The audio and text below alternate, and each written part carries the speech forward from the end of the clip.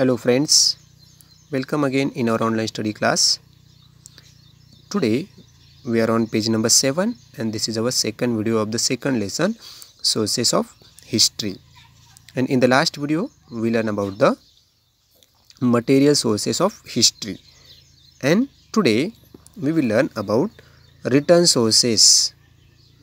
And in this, the Stone Age people have recorded many events and expressed their emotions in paintings on rocks. It was only after thousands of years that man learned the art of writing. In Stone Age, means we humans, before thousands of years ago, we don't have any idea about writing, about talking, about the script. That time also we have the feelings, we have our emotions, we need to interact with one another. That time just think over it, what the humans were doing. That time the humans were using their signs and symbols, and they also used the way, or they were taking the help of paintings. Means they were showing their emotions, they were expressing their emotions in the form of painting on rocks. And after thousands of years the man learned the art of writing. After thousands of, means after decade, after centuries, after thousands of years, man learned about the art of writing. In the beginning, humans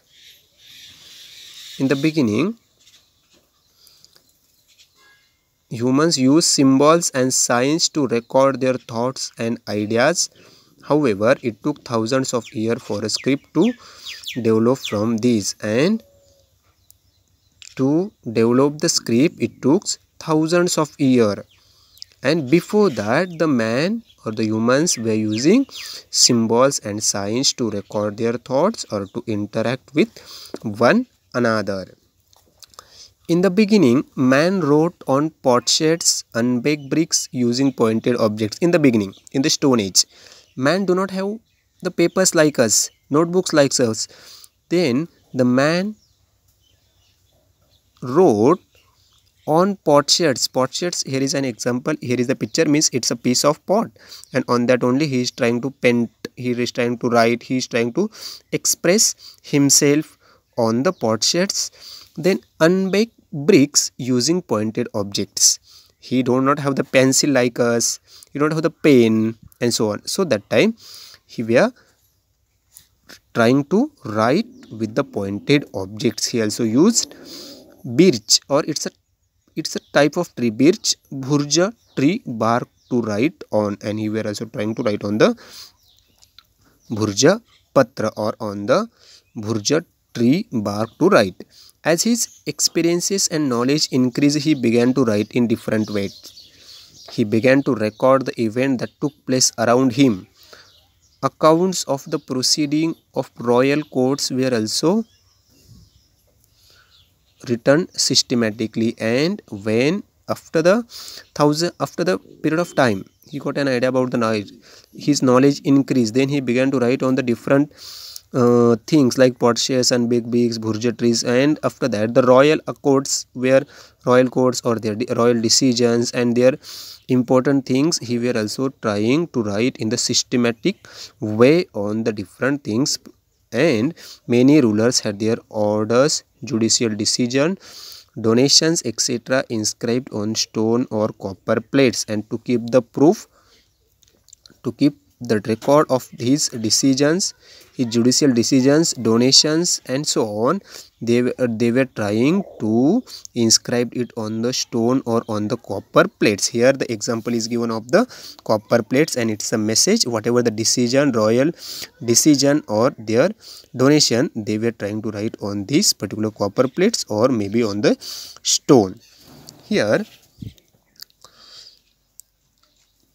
over a period of time, many forms of literature developed. They include books on religious and social subjects.